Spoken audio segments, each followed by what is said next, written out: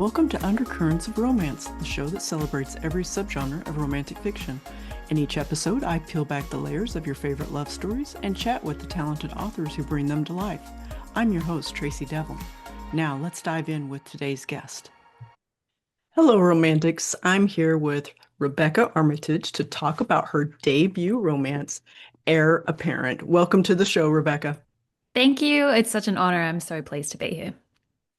So happy to have you here after our my little snafu with the time and everything. So I appreciate you hanging in there with me. I'm very excited about talking to you about this book. It's wonderful. I don't know how you put this all together as your debut novelist. I know you're a journalist by trade, and we can get into that a little bit, find out a little bit more in a second. But what I really loved was how you included bits of your life into your debut, like where you live is in here, and your dog's name. Uh, Yes. yeah, that was a lot of fun to find out towards the end. In your, I think it was in your author's note or something. I saw that, or I think it was in your bio that I saw it. Yeah, that's what it was. Yes.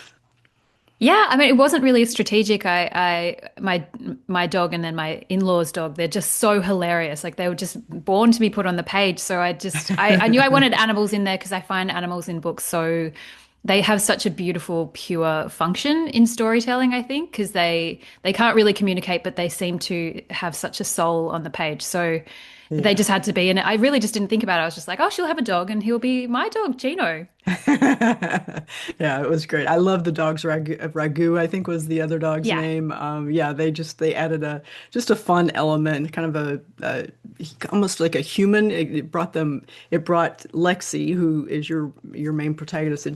It brought out a different side of her, which I really Yeah. loved, which was Yeah, great. because it can get really heavy sometimes. So I liked that there was just a bit of comic relief in these just Yes. crazy animals running around.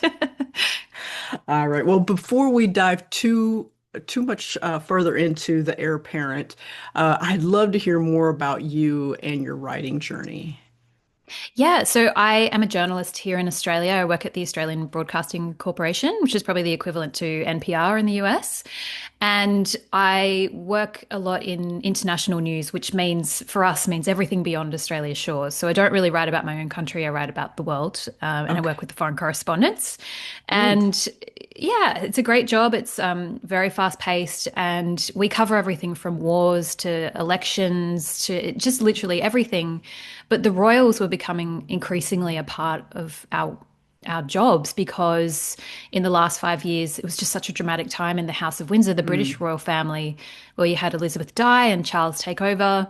There was, Kate and Charles had twin cancer diagnoses. Harry and mm. Meghan stepped back as working royals. So there was a lot going on.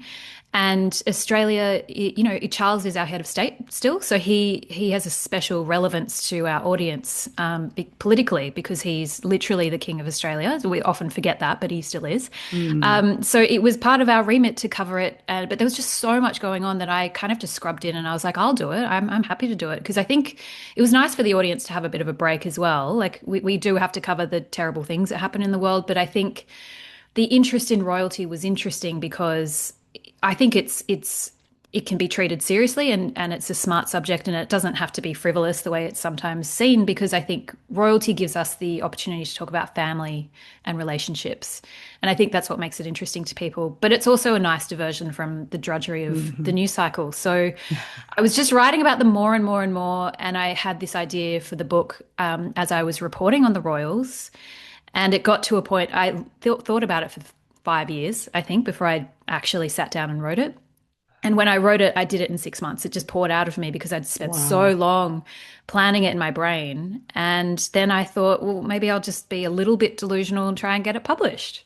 And that I really did not expect anything from that. It took a year to get any interest, and then I got an agent, Gabby Narr, who basically took the wheel. And Yeah. after a year of nothing, she changed my life in the space of about a week. It is amazing when you can get the perfect agent for Yeah.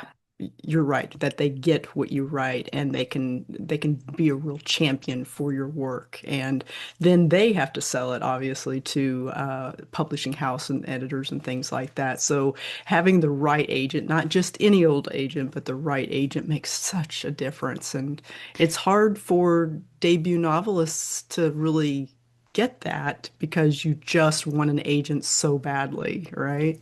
Totally. I mean, I got lucky that she was just the first person who said yes. But she's definitely one of the best agents in Australia. And she was just the first person who totally understood what I was trying to do with this book. Like she got it, and I just knew. And everyone around me who knew her said, yeah, she's the best. If you can get her, get her. But the magic of it was just she totally understood the book and she totally understood what it was trying to say. And I just knew that she was always going to advocate for it because she believed in it, which is just, I mean, all you need in life is one yes, and then it can totally Yeah. change everything. Yeah, it's such a good feeling as an author when you know that your agent has your back, because they can be torn, because they have the author's best interest in heart, really, obviously, but then also they're trying to sell it and trying to bridge that. And you know what, it's hard for me to articulate what I'm trying to say, but it's just, I think that an agent could be in the middle of the author and the publishing house sometimes, and that can be a really hard place, I would think, sometimes. So Yeah, they're like they're the bridge between the artistic endeavor and the commercial, you know, business, yeah. yeah, Yeah, and that's good because perfect it's way to like say that's it. Thank you. and Thank you. I You have said it exactly right. I have no head for business, so there was no way I could have done that myself. I just, she finds that frustrating about me because I just don't understand anything about the business or commercial world. You will. You absolutely will. It will come. Just enjoy the creative while you can, because the Yeah. business will hit you very, very soon if it hasn't already, for sure.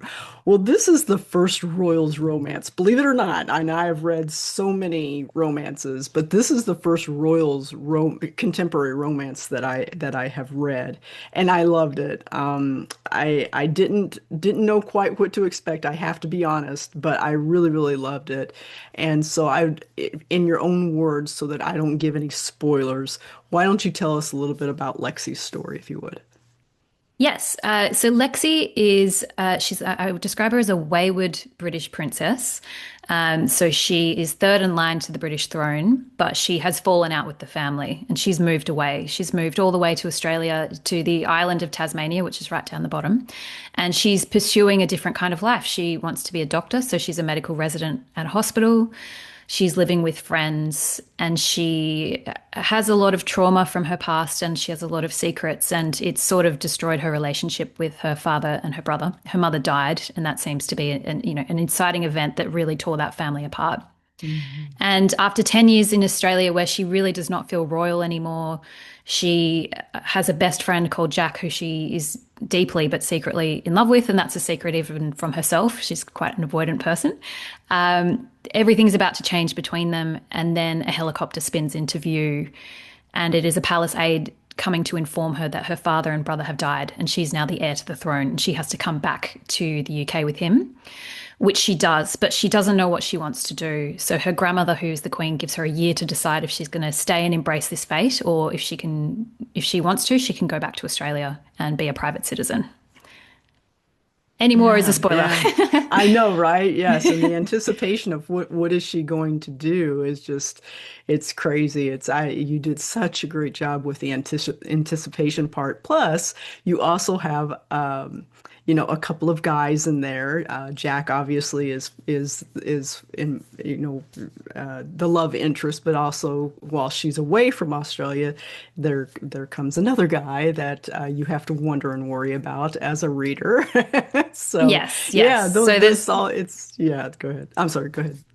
Yeah, Colin is so I'd say Jack and Colin they're sort of polar opposites. So Jack is her Tasmanian best friend who she loves, but Colin is an aristocrat who her grandmother very much approves of, and they would be a smart match because they come from the same world. But she's not sure if she belongs in that world anymore. That's the problem. She doesn't know where she Yeah. belongs. Yeah, yeah. There's a lot of parts of this. I don't know that much about the Royals, but obviously I've heard some of the kind of the big events that have happened to the Royals over the years. And I feel like there's some connection to the book here and there, as far as there felt like some bits of Lady Diana in there and things like that with the mom and whatnot. But that was fun. Those were like little gems for me and little Easter eggs, as they say. And I don't know if you intended it that way, but that was the feeling that I was getting. And even the grandmother, the Queen, felt a lot like Queen Elizabeth in some ways. The image that I had, which is, not a lot, that was the image that I had of her with her little purse and everything. It's great. Yeah, yeah, I definitely, every character in the book has a real life royal counterpart. So, Okay. I really borrowed from the House of Windsor, but then took them off because the thing with royals is we feel like we know them, but we don't. With all Hmm. celebrities, you can have a sense of them, but you don't know who they are as people. So I loosely was inspired by real people, but I really spun them off into fictional characters. But yes, Yeah. if you're at all familiar with the British royal family, you'll probably be able to spot most of them in these pages. All right, great, great. Lexi had what what I felt was like a very complicated relationship with her dad. When Because in the way that you've structured the book, you have I guess you call them flashbacks to previous years, and it builds up to the current and here and there. And it seemed like when she was a little girl, it was very much a daddy-daughter relationship, and she really loved and looked up to him, and he had a sweet little name for her, like a nickname for her, and things like that. And then that changed at some point, right? And again, I don't want to do any spoilers or anything, but I thought that that was a very interesting way of developing their relationship and how it arced in the story. Yeah, I think I really wanted to like my parents are still very happily together and they're both alive, but I have some friends whose parents have broken up or who've lost one parent young, and I've seen the way that losing a parent when you're a child can really completely change your relationship with the Hmm. parent who's left behind. Particularly when there's been a divorce. So I just really wanted to look at that because I think we see parent-child relationships as really defined in those childhood years, but it goes on for the rest of our lives. Like this is a journey we take together for the entirety of our lives. And when Lexi's mother dies when she's 17, that really alters her relationship with her father. And I think it brings a lot of her resentments to the Mm, surface in terms of yeah. their breakup and in terms of the way he treated her as a child. So I wanted it to be complicated because I think those relationships almost always are. Even if they're healthy Hmm. and they're good, there's just so much going on. So I just wanted it to reflect the relationships I've seen among my own friends with their fathers. Is is is the thing that he was doing to her with the press, and again, I don't know what I can say and what I can't say, but the thing that he was doing with her with the press, is that something that we know for a fact that royals do to each other? They kind of sabotage each other that way, or is that not? Yeah, yes. So when Okay. I report on royals, because I'm in Australia, I'm reporting from a great distance. So I'm not privy to the workings of the court. So I can't say for sure because I'm not in those rooms. Yeah. Yeah. But my theory, based on quite a lot of evidence, is that the way these family members work is that they're both relatives, but they're also working for the same. They're like colleagues because they're working for an institution. And the Yeah. problem is they enter into these rivalries and it becomes very thorny about are you resenting them for professional reasons or for private reasons, but you're operating Hmm. in both spaces. So, and you look at the way Harry and William interact or the way Charles interacts with his children, it seems quite clear to me that all three of them rather than just picking up the phone and talking to each other, often plant or instruct members of their Mm, courts to plant messages in the press to either tell their side of the story, to muddy the waters, or to literally send a message to their father or their brother, rather than just texting yeah, them. They're trying to communicate with each other via the press, yeah. because the press is such a big part of their job. And, the British royal family has a small constitutional role, but for the most part now they are symbolic. Hmm. And so in the old days, if a king was mad, he would behead someone, or, he would drag them into his parliament or something. But now their roles are just so much murkier that winning the press cycle is a huge part of their jobs. Mm. So my theory is that they absolutely do leak against each other. They do talk to the press, and their officers do as well, very much. In the book, the way that Lexi just kind of accepted it as, normal relationship with her dad, it felt very heartbreaking, that she would see that type of oh gosh, I don't even know what words I can use here, but I just felt very bad. I felt so bad for her that she thought that that was an acceptable way, that she just accepted it, that she didn't like it, but that she accepted that that was just the way things were. So Yeah, tough. and I think in the book, when she's estranged from her dad, she has suspicions that he's leaking damaging information or falsehoods against her. Yeah, she accepts it. It's obviously destroying their relationship from the inside Yeah. out, but she accepts that it's just part of their world. And I was heavily inspired by, I read Spare by Prince Harry after I'd written this book because I didn't want to be too influenced by it. But he talks Mm, about the same thing, where he was utterly convinced that his own father was leaking against him. And I mm, actually think that is the biggest thing standing between them as father and son. Like, it just destroys relationships because you can't oh, trust them. You can't go to your father and tell him a secret if you fear or suspect that he might tell the press. Like, it just completely alters what is meant to be that sacred bond. But yes, she does. And I think a lot of royals, Harry in his memoir talks about how much that has completely ripped that family apart. But it's just the temptation is there, and people find it yeah. impossible to resist in a way. Yeah, yeah, yeah. The betrayal would just be so hard to scale on that for sure.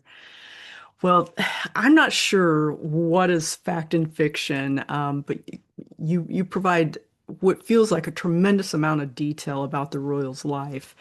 And I'm just curious, is this, did you come by this information? Have you ever visited, I don't know, Buckingham Palace, or you know what I mean? Have you ever had conversations with anybody, any of the not the royals, obviously, but anyone in their court, that sort of thing? Or is this these things that you've read? Or tell me how you put all of this together because it was amazing. You felt there. You felt like you were in the actual setting a lot of times. Yeah, well, thank you. I was doing a lot of royal reporting for work, and I found that the audience responded best when I went really deep and looked at, compared it to historical royals, and just treated it like a smart subject. Because I think often royals, or anything that women are interested in, frankly, is dismissed as frivolous. And I was like, I'm not doing Mm, that. I'm gonna, like, people are interested, and I want to understand why. And so I just went deeper and deeper, and I found, once I got this theory that their officers and the royals themselves were leaking, once you understand that language, then you can see what's going on. So if a mhm, royal says something about someone else in the press via, a friend close to this person, you can mhm, you can't bank on that being a truthful statement, but you can, someone's put it there for a reason. So then you can figure out what is the reason. Either they're hurt because these are relatives, and everyone's emotions are running high, or they're trying to divert attention from themselves, or mhm. they're trying to, shift the narrative. There's so many reasons. So it's like, it's a weird reporting beat because it's not really about the truth, it's about motives. Yeah. So yeah, I was just reading so much and reporting so much, and I read a lot of Tina Brown's books. I think she's one of the best royal reporters who's ever existed, and her reporting on Diana is Yeah. just, second to none. And then I had never really been to the palaces themselves, but I just happened to be there for work in late 2023. So I was in second draft mode.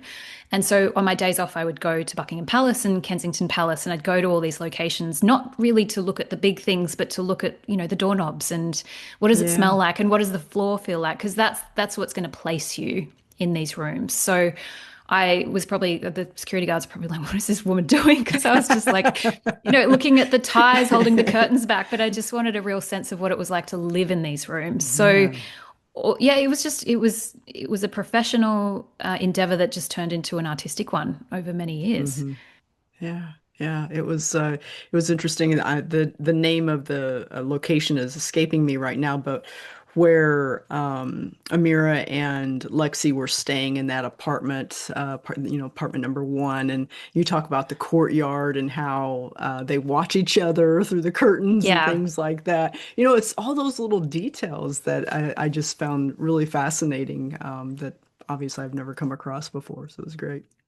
Yeah, I mean, look, the royals themselves, they can't. I think I got the sense that Kensington Palace is everyone's staring at each other through the windows, through something Diana said as an offhand, complaint about life there. Uh, So, for a okay. family that really tries to be mysterious and sort of cloak themselves in secrecy, they really can't. They really just put it all out there. So, if you know what to read and when to read it, you can get a pretty good sense, I think, of what it's like to live in this world.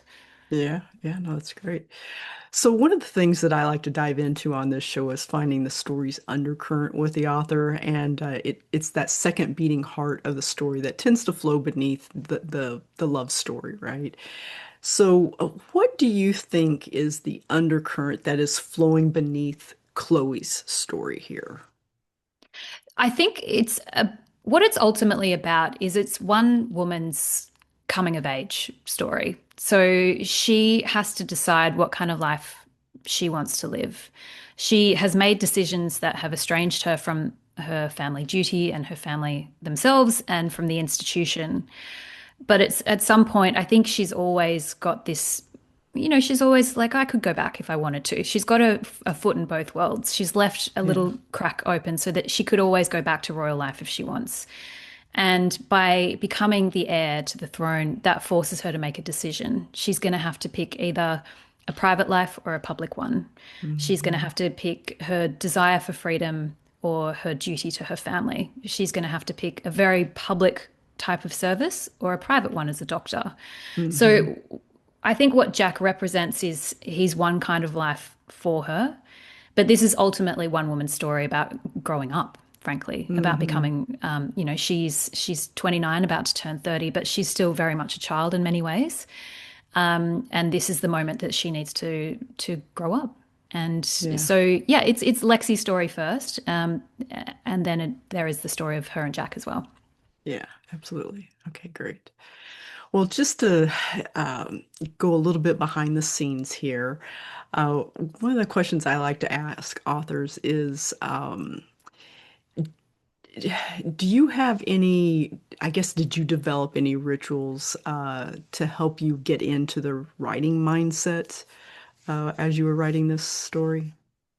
I was working a job that was very 24/7. So because yeah, it was global news. So if something happened in the middle of the night, my boss would wake me up and say, I need you on the computer or I need you to get on a plane. But for the most part, I thought, I also didn't have the confidence to do it. Like I was like, okay, I'm going to try and write a book, but I really didn't think I was going to be able to do it because I'd never done that before. Most news stories are 700 words. So Mm, I said to myself, okay, well, you can do that. You do that every day. You do that multiple times a day.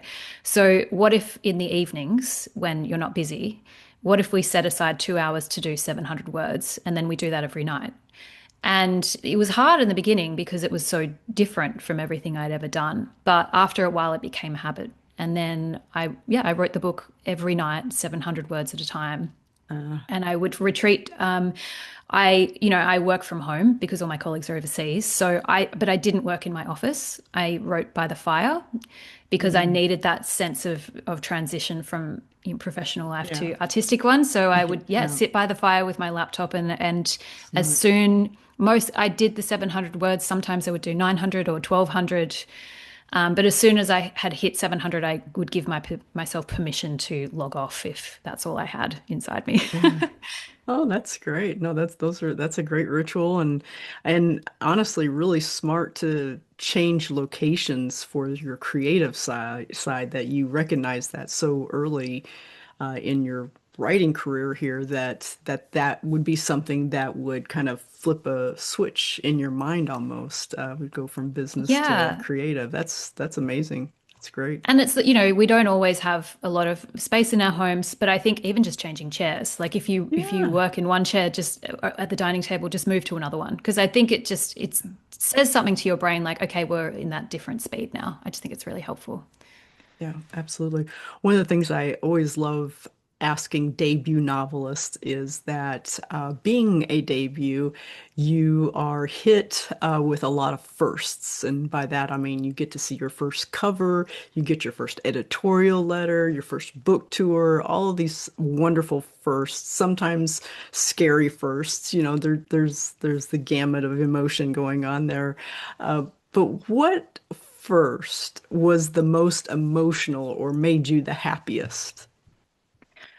I, I'm going to say this might come as a surprise, but I still think finishing the first draft Okay. it was still just in my Google Docs, and I had no expectation that it would exist anywhere else. But I think because I really was beating myself up and didn't have a lot of confidence that I would ever be able to do it. So yeah, writing that last sentence and then knowing that it was done, I feel like that it's hard to top that just because it was such a personal achievement. And even if Hmm. none of this had ever happened and it still was just a Google Doc, I think I would still be really proud of that moment.